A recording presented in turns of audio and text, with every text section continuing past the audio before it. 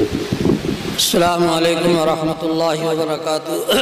السلام ورحمۃ اللہ۔ حضرات علماء کرام، بزرگان دین، نوجوان عزیز ساتھیوں، جلسہ شہدائے اسلام کے خادمین، انجمن خدام صحابہ کے نوجوان اور ضلع کے کونے کونے سے آئے ہوئے مہمان حضرات، اللہ تعالیٰ آپ حضرات کی آمد کو قبول فرمائے، آمین۔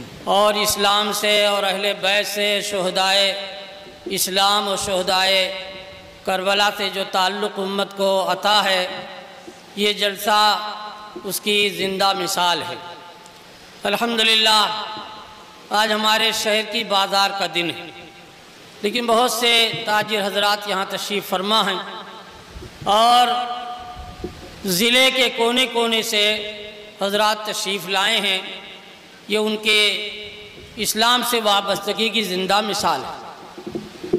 جب آپ کی توجہات ہوتی ہیں تو اللہ تعالیٰ اسی اعتبار سے دلوں میں بات ڈالتے ہیں۔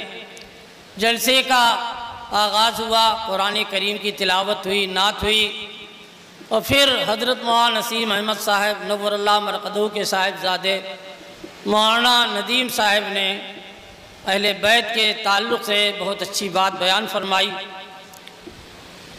اور اس کے بعد پھر میں ان کو مقرر شعلہ بیان کہنے جا رہا ہوں مولانا خالد حافظ سیف اللہ صاحب کو، اور انہوں نے میرے مزاج کے اعتبار سے بات بھی کی، اور جب انہیں اشارہ ہوا تو میرے مزاج کے اعتبار سے جواب بھی دیا۔ مجھے اشارہ کیا گیا، اس وجہ سے میں بند کر رہا ہوں۔ یہ میرے مزاج والی بات تھی، یہ حقیقت ہے میرے بھائیوں۔ انہوں نے بڑے واقعات بتلائے۔ جس خاندان کے چشم و چراغ حضرت مولانا سید بلال عبدالحی حسنی دامت برکاتہم تشریف لا رہے ہیں، مدرسے پہنچ چکے ہیں، چند منٹ میں اسٹیج پر تشریف لانے والے ہیں۔ یہ سلسلہ بیٹھ جاؤ، بیٹھو۔ اس خاندان کا سلسلہ بہت پرانا ہے۔ ہندوستان کی تاریخ علماء حقہ سے اور صحابہ کرام کی آمد سے، پھر تابعین، تبع تابعین، ائمہ محدثین، مجتہدین اور اولیاء کرام کے قیام سے، ان کے وجود سے، ان کے کارناموں سے بھری پڑی ہے۔ اس ملک کی حقیقت جو لوگ نہیں جانتے ہیں، اس کی وجہ سے وہ پریشان ہوتے ہیں اور یہ سمجھتے ہیں کہ ہم لوگ مٹا دیے جائیں گے۔ لیکن میرے بھائیوں، بڑی مضبوط بنیاد ہے ہندوستان کی اہل اللہ کے آبادی سے، ان کے کارناموں سے، ان کی خدمات سے، ان کی تبلیغ سے، ان کے جہاد سے۔ یہ زمین بالکل شرابور ہے، اور اللہ تعالیٰ اس زمین کو اہل حق سے نہ خالی کیا ہے، نہ انشاءاللہ قیامت تک خالی ہوگی۔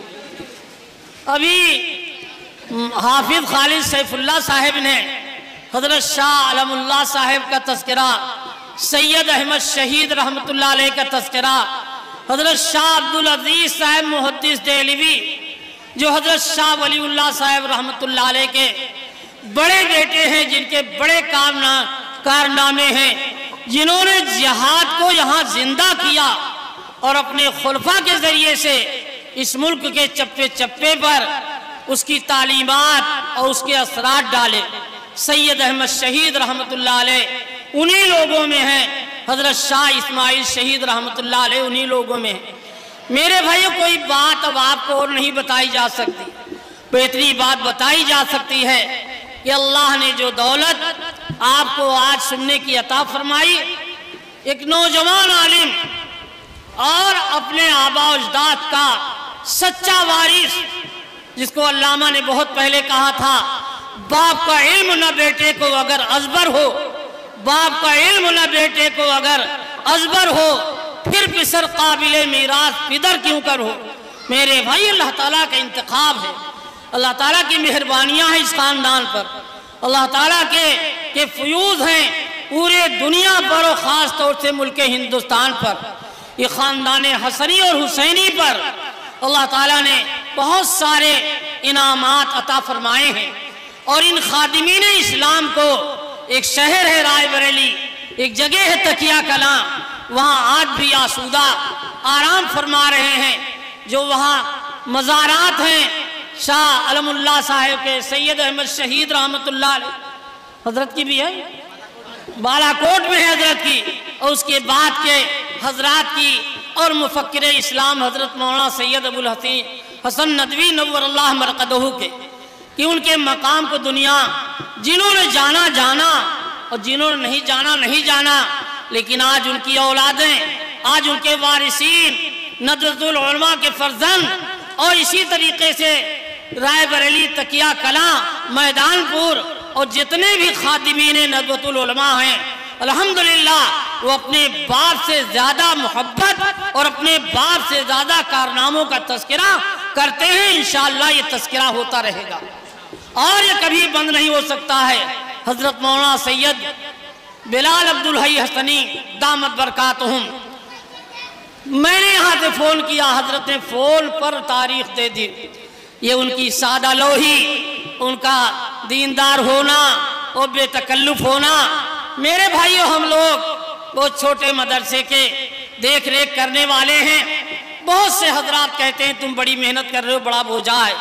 میرے بھائیو، عالم اسلام کا بوجھا اس اللہ کے نحیف و ناتواں کندھوں پر رکھا گیا، اور اللہ ہی کام لینے والے ہیں، اللہ ہی انتخاب فرمانے والے ہیں، اللہ ہی مدد فرمانے والے ہیں۔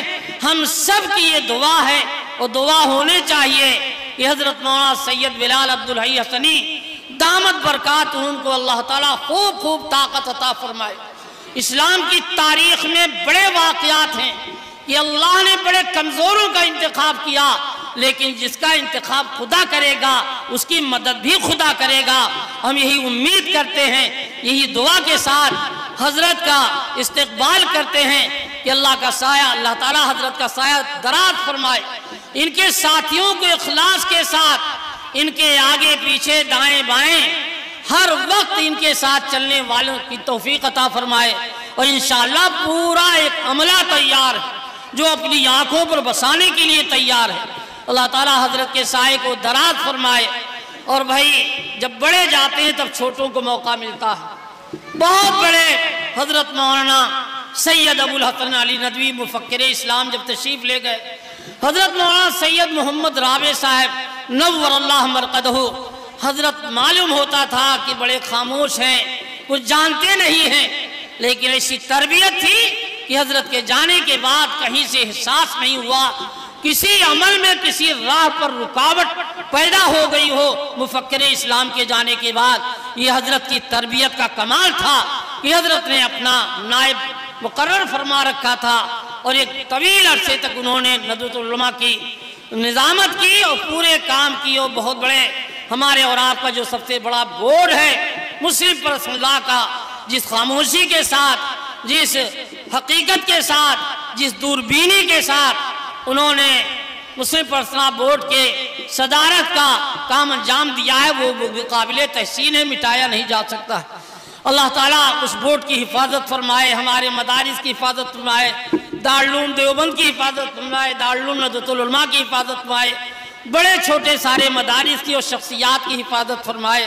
میرے بھائیو، یہ سب ہے، اتنا بڑا بوجھا بہت کئی دن کے ہیں ابھی آپ، لیکن تو اللہ کی طرف سے تقسیم ہے، اور بڑی حفاظت کے ساتھ اللہ نے اسلام کے اس نمائندے کو بڑی عافیت کے ساتھ سارے جھاڑوں کو کاٹ کر کے، سارے اختلافات کی راہوں کو بند کر کے، اور حضرت کو اس کرسی پر بیٹھایا ہے۔